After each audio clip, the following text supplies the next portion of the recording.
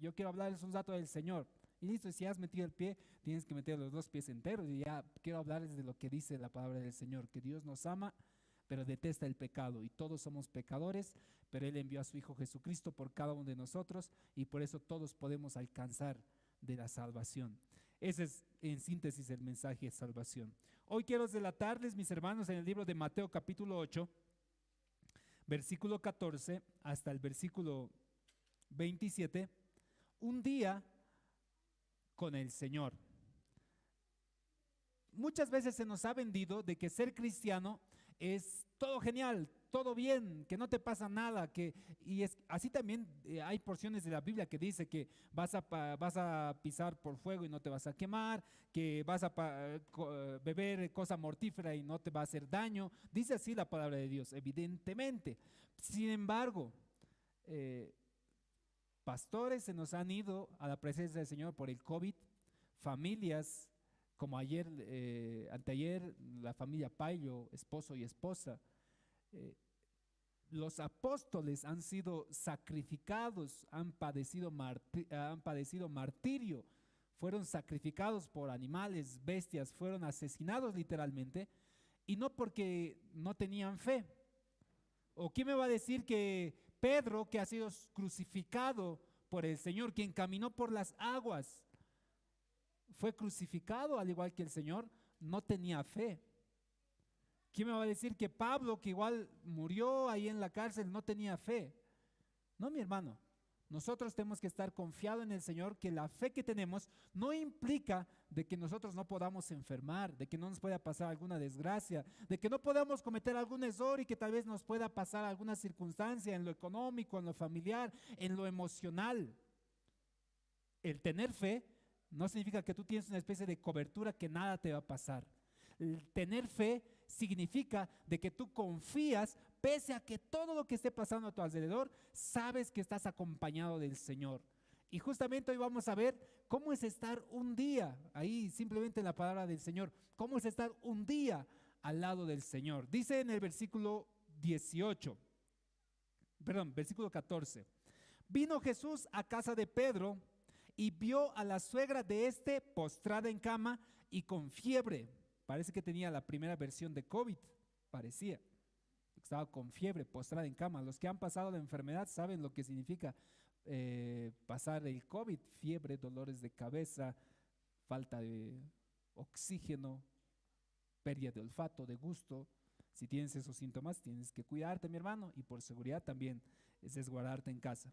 Así estaba pasando, dice la suegra de Pedro. Estaba postrada en cama y con fiebre. Y tocó su mano el Señor, y la fiebre la dejó, y ella se levantó y les servía. Dice así la palabra de Dios. Este es uno de los milagros más cortitos que se relata, porque es sencillo. El Señor llega a la casa de la suegra de Pedro, la ve con fiebre, la toca, la mujer sana, se levanta y empieza a servir.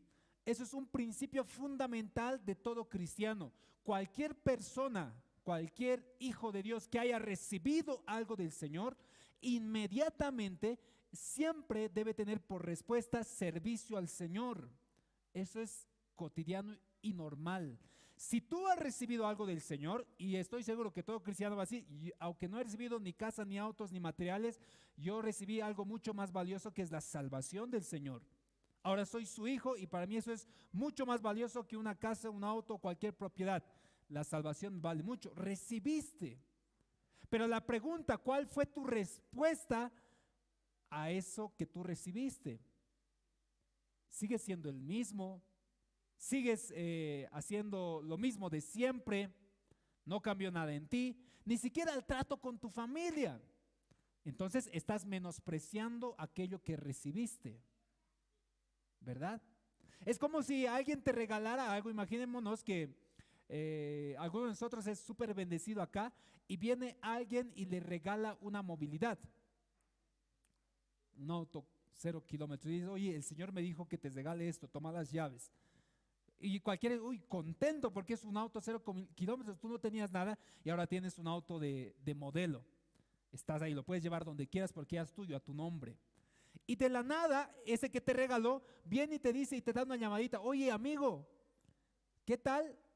por favor, necesito tu emergencia, mi familia en este momento está enferma y necesito transporte y no hay radiotaxis por aquí. Por favor, venme a recoger urgente. ¿Qué harías tú? Oye, urgente porque es un regalo que te dio, es alguien que te ha estimado, entonces, aunque estés de trabajo, está bien, vengo enseguida y te vas con el auto 0 kilómetros que te regaló. Un regalo, normalmente en una persona agradecida, tiene como respuesta algo con la persona que le regaló. Si nosotros hemos recibido del Señor gracia, que es un regalo, la vida eterna, y además de ello, muchos de nosotros hemos recibido mucho más allá de eso todavía, extra, lo que se dice por añadidura. Recibiste, quién sabe, algunos de nosotros sanidad, quién sabe recibió el bienestar para su familia, reconciliación, quién sabe recibiste ese beneficio que tú necesitabas, quién sabe era una casita, tu autito, el trabajo, lo recibiste por añadidura, porque el principal regalo de Dios es la salvación. Eso es lo principal que nosotros deberíamos buscar. ¿Cuál es la respuesta de ti? En este caso dice la suegra de Pedro, la fiebre que tenía, se alejó de ella, se liberó de ella, e inmediatamente, dice ella, les empezó a servir.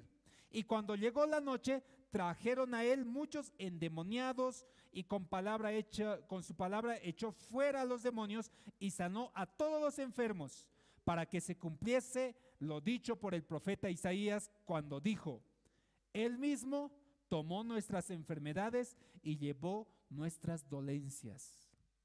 Ese verso, marcátelo, anótatelo, memorízatelo en este tiempo de enfermedad. Él mismo llevó nuestras enfermedades. No dice va a llevar. No dice en un futuro cuando tú estés bien con el Señor te lo va a llevar las enfermedades. No, es en un tiempo ya ejecutado. Él llevó nuestras enfermedades, ya les está llevando. Y sanó nuestras enfermedades y llevó nuestras dolencias. Cuando nosotros estamos pasando todo tipo de dificultades, muchas veces pareciera que estamos solos, que cuando enfermamos o que alguien enferma en la casa, pareciera de que nos sentimos que el Señor nos ha dejado, nos ha desamparado. Sin embargo, no es así, porque miren lo que pasa en este día que estaban los discípulos con el Señor. Versículo 18. Viéndose Jesús rodeado de mucha gente, mandó a pasar al otro lado.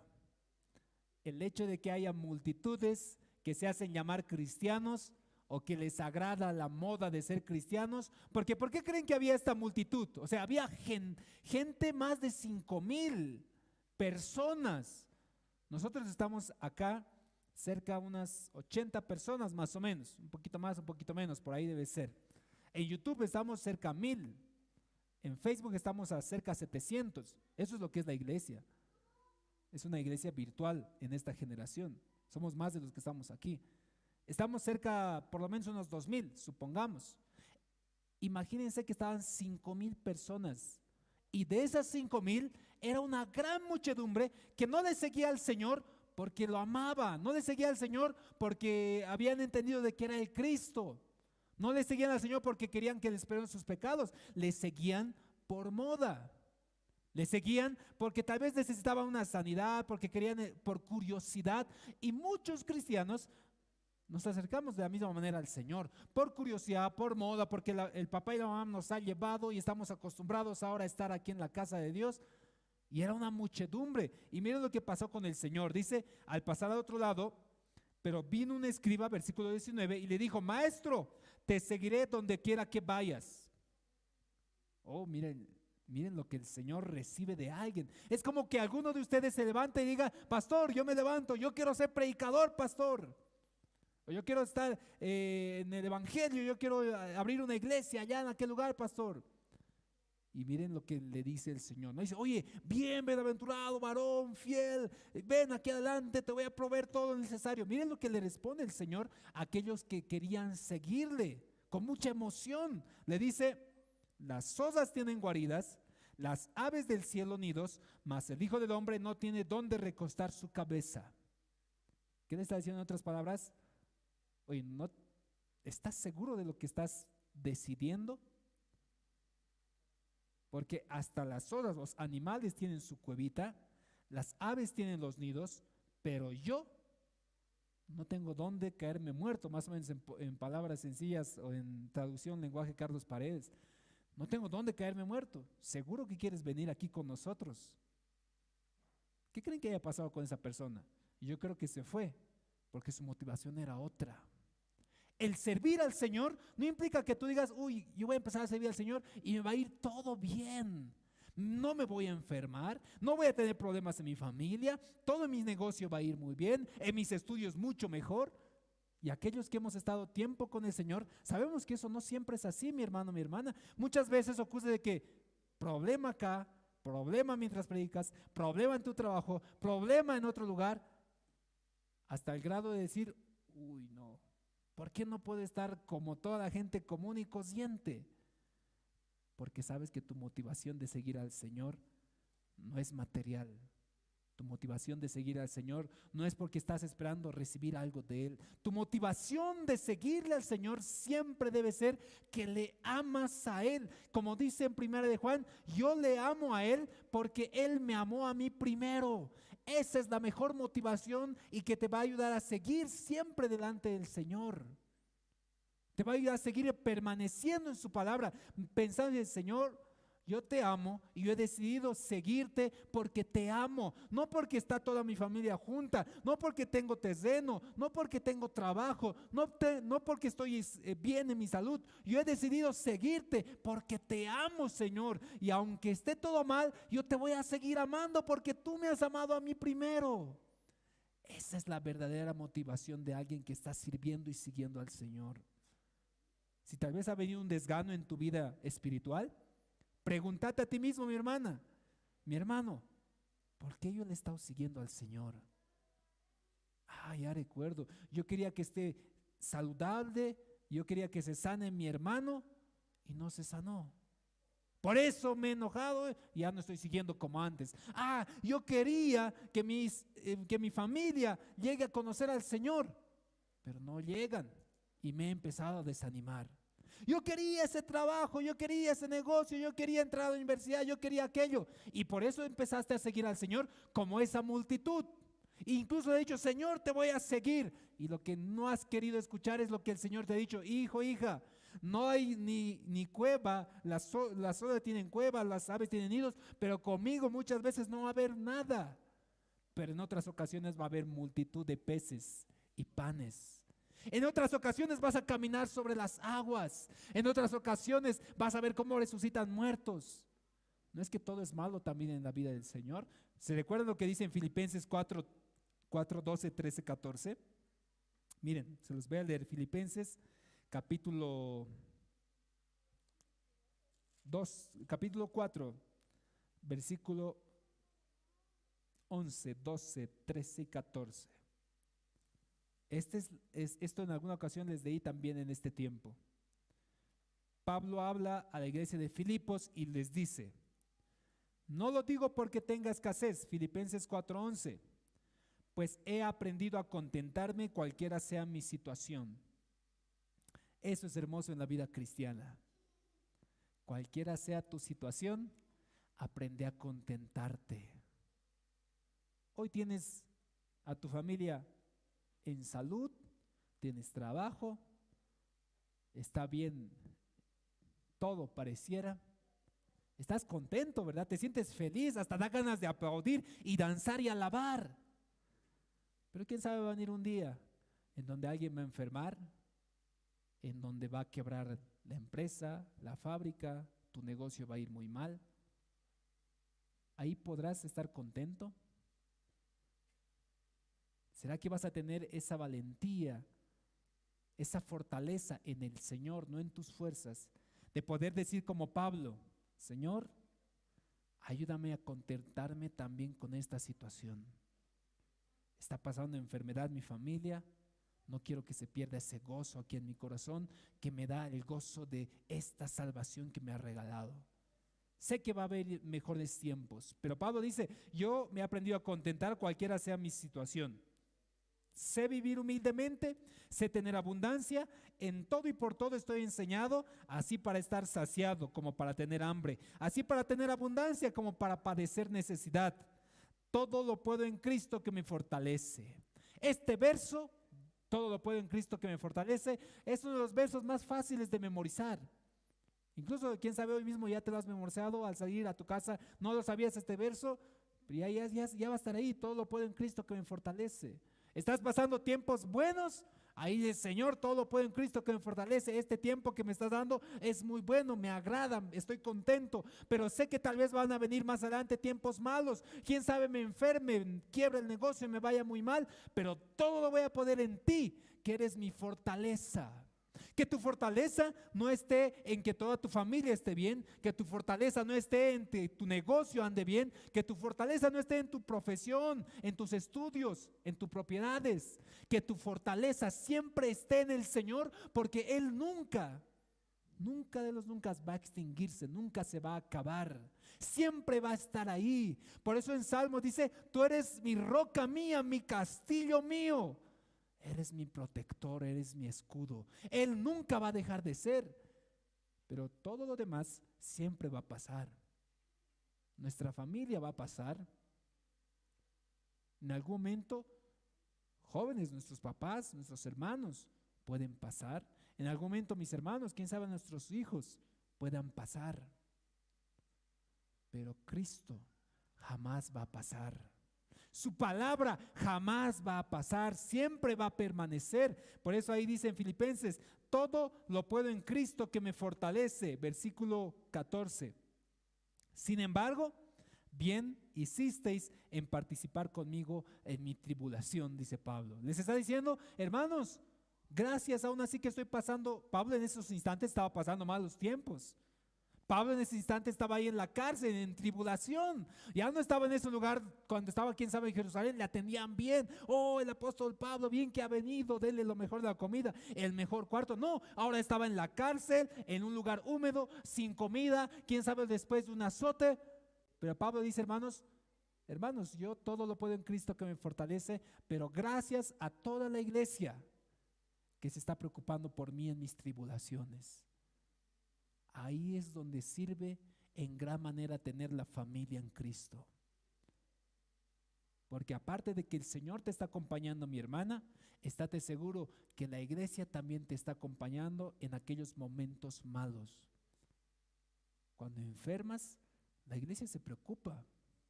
No sientas que digas, uy, no, creo que a nadie le importa. No, estate seguro que empezando del pastor, la junta y cada hermano que sabe de tu situación, se preocupa por lo que está pasando en tu vida. Por eso Pablo dice, pero bien han hecho mis hermanos por preocuparse de mí en esta tribulación. Ahí Pablo está diciendo, gracias a la iglesia, porque no me he sentido solo, se han preocupado por mí. Y siempre, hermanos, estemos atentos a cada uno de nosotros. ¿Alguna vez dejó de asistir? ¿Algún joven dejó de venir? ¿Algún hermano dejó de venir? Hay que preocuparse unos por otros. ¿Quién sabe están pasando un momento de tribulación? Hay que preocuparse. Dice, volvemos a Mateo. El Señor le responde, Señor, te quiero seguir. Capítulo 8 de Mateo, versículo 20. Señor, te queremos seguir. Y él dice, tranquilo, no te emociones. No pienses que es fácil seguirle al Señor. Y es que no es fácil, mi hermano. ¿Acaso es fácil tal vez discutir con alguien, con un endemoniado que no le gusta tus actitudes? Y pongan atención por qué digo endemoniado. Cuando uno pelea con alguien que no es cristiano, demonio tiene.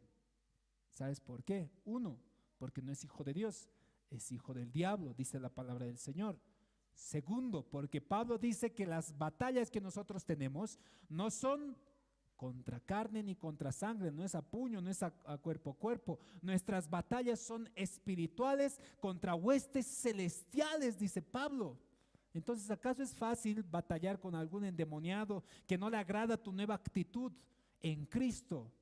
Que no le agrada tu disciplina, tu excelencia que estás dedicando a tus estudios, que no le agrada la manera en cómo tratas a tu esposo y a tu esposa como cristiano que debería ser, que te dicen que tal vez eres mandarina, que te dicen que tal vez eres alguien que se hace mandar por su marido. ¿Acaso no es difícil que esa persona te trate de agredir? Lo que el Señor dice, oye, tranquilo, no te emociones, que es bien difícil seguirle al Señor. Y el segundo dice, pero otro de sus discípulos le dijo, Señor, permíteme que vaya primero y entierre a mi padre. Jesús le dijo, sígueme y deja que los muertos entierren a sus muertos. Esto por si acaso aclarando, para que alguno lo ha leído literalmente, uy, qué malo el Señor, no le está dejando ni siquiera ir a enterrar a su muerto. Y lo que es en el contexto, en el tiempo bíblico había una costumbre entre los enseñables, que era esperar a que su padre muera. En otras palabras, este discípulo le estaba diciendo, Señor, te voy a seguir, pero cuando acabe esta tarea, ¿cuál es la tarea? Que mi padre, que ya es de avanzada edad, fallezca. Lo voy a enterrar, no sé cuántos años pasará y recién te voy a empezar a seguir. Y algunos somos como este también. Señor, te voy a seguir, gracias por tu salvación, muy agradecido estoy, pero te voy a seguir, ¿cuándo? Cuando mis hijitos crezcan. ¿Cuándo? Cuando tenga trabajo, Señor. ¿Cuándo? Cuando ya esté bien toda mi familia, cuando toda mi familia esté aquí en la iglesia, ahí ya voy a empezar a servirte y predicar.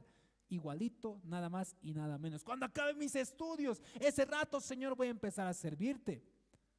Igualito a cada uno de nosotros. Y lo que el Señor dice, deja que los muertos entierren a sus muertos. Cumple los tiempos. Es ahora, le está diciendo el Señor. No esperes, es ahora. ¿Quieres servir? Es ahora. Y miren, versículo 23, entrando él en la barca, esto ocurrió todo un día. ¿Ven cómo empezó el día del Señor? En la mañanita temprano va a visitar a la casa de la suegra de Pedro. Incluso en Marcos dice que en la mañana temprano era día de reposo. Dice que temprano fue a la sinagoga, saliendo de la sinagoga se encontró con un endemoniado, después del endemoniado fue a la casa de la suegra de Pedro, después de la casa de la suegra de Pedro fue y sanaron muchos enfermos y endemoniados, y ya cerca al atardecer se van en bote. Así de trabajosos son los días del Señor, cansador. Aquellos que vivimos un día así, cansador, miren, desde la mañana, sinagoga, sanando endemoniado, sanando a la suegra de Pedro, muchos enfermos y endemoniados, y de pronto viene ahí otros de los discípulos que empiezan a reclamar al Señor, yo te voy a seguir, el otro, yo Señor no te quiero seguir, y sigue de paso, viene la historia, acabando ya al atardecer, versículo 23, entrando él en la barca, sus discípulos le siguieron.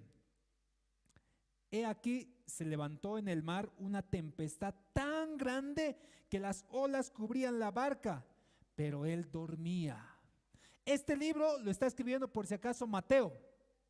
Mateo era uno de sus discípulos. Aquellos que han estado en la serie de prédicas de los 12 apóstoles, ¿qué profesión tenía Mateo? A ver, ¿quién se recuerda? Publicano, exacto. Ahí mi hermano Francisco, mi hermano igual. Publicano. ¿Qué significaba eso? Que era alguien que trabajaba en una mesa, cobraba impuestos. Se sentaba en la mesa temprano, abría su mesita y empezaba a anotar en su libro. Venía alguien y pagaba impuestos, su nombre, ya, ¿cuánto estaban impuestos? 30 monedas, listo, anotado, tome su papel, váyase. Esa era su tarea, de la mañana hasta la tarde, era publicano y ganaba bien. Pero de pronto dice la historia que Mateo sigue al Señor. El Señor le dice a Mateo, Mateo, ven y sígueme. Mateo, dejándolo todo, su mesa, lo que cobraba, empieza a seguir al Señor. No era pescador, había pescadores entre los discípulos. Pedro, Juan, Jacobo eran pescadores. Andrés eran de profesión pescadores. Sabían lo que era el mar, ellos. Sabían cuando estaba así las olas grandes, sabían lo que hacer. Pero el que escribe este evangelio, Mateo, no sabía absolutamente nada de los mares. Su vida era estar sentado en una barca. De pronto, de la noche a la mañana, se sube a la barca con los discípulos del Señor y estando ahí, lo que recuerda él, anota y dice, he aquí se levantó en el mar una tempestad tan grande. Para Mateo, el publicano era así, era una tempestad tan grande que las olas cubrían la barca. Así lo vio él. Como una persona común y corriente, se estaba cubriendo las olas la barca. Yo que ya quería morir, me parecía que iba a morir. Dice, pero él dormía. Pero él lo vio al Señor, así lo recordó y así lo escribió. Versículo 25. Vinieron sus discípulos y le despertaron diciendo, Señor, sálvanos que perecemos. Miren, esto es una prueba también importante para aquellos que quieren saber un poquito de teología.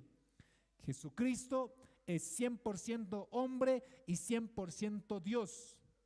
Él entiende nuestras debilidades, entiende nuestras tristezas, entiende nuestros dolores, la enfermedad que padecemos, las entiende, las ha sufrido, dice la palabra de Dios, lo que hemos leído, llevó nuestras enfermedades. Y esta es una prueba. ¿Cómo empezó su día del Señor? Temprano en la sinagoga, en la iglesia, en el templo. Sanó un endemoniado, sanó a la suegra de Pedro, sanó muchos enfermos y muchos endemoniados. De pronto discutió con algunos de sus discípulos y era tarde y estaba agotadísimo. Tan agotado estaba el Señor que en medio de la tempestad, incluso mientras el agua le estaba tapando, le estaba mojando, él estaba seco. Estaba ahí dormido. Como algunos dicen, como tronco duermes, no te despierta nada. Hemos puesto música, no te ha despertado nada. Zoncas de paso. Ni tus zonquidos escuchas cuando duermes. Así estaba durmiendo el Señor, seco, no lo despertaba nada ni nadie. Han tenido que acercarse, Señor, levántate, Señor. Estamos a punto de perecer, estamos a punto de morir. Así estaban ellos con su preocupación. Estamos a punto de morir. Por favor, Señor, sálvanos. Versículo 26. Se despertó. Dice, ¿qué ha pasado? Una ola en la cara. ¿Por qué teméis, hombres de poca fe? ¿Por qué tienen miedo, hombres de poca fe? Cuando viene la enfermedad, cuando viene una situación en la cual pareciera, mi hermano, mi hermana, que incluso puedes morir, no está en juego la presencia del Señor. No es que el Señor se ha ido y te dice, oye, vas a disculpar, esa enfermedad yo tengo miedo. Sabrás cómo las reglas, te voy a acompañar si te salvas. No, no, no.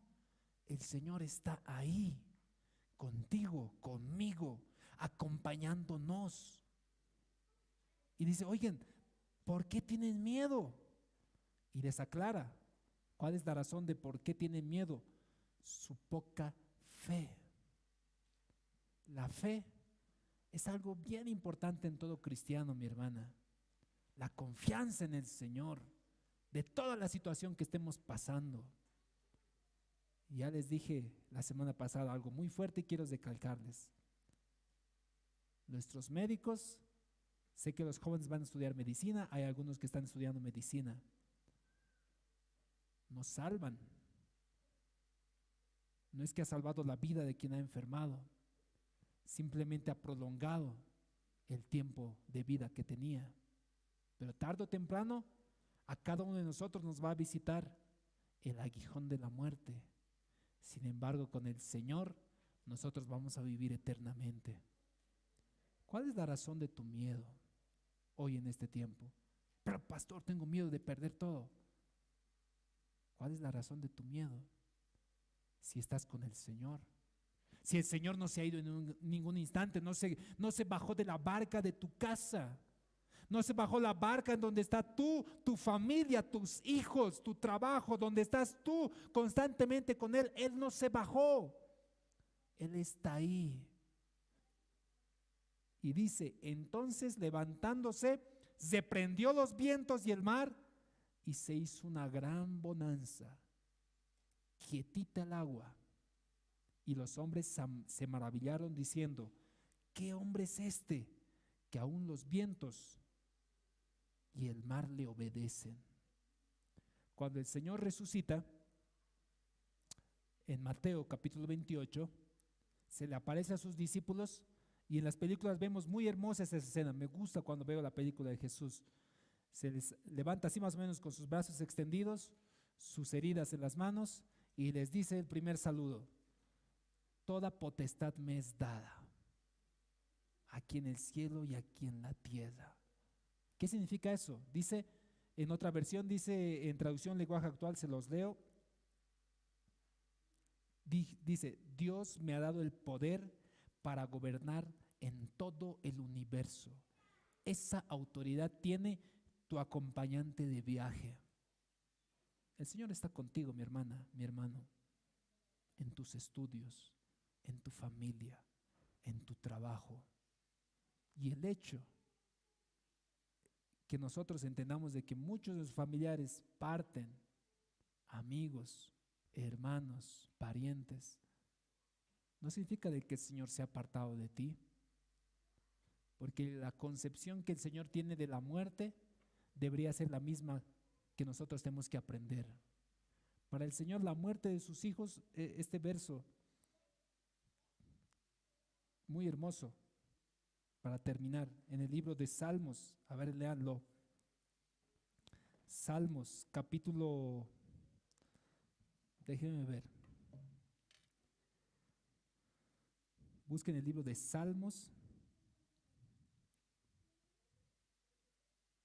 capítulo 116. Esto te va a dar un consuelo en tu corazón si has perdido algún familiar en Cristo. Salmos 116, 15.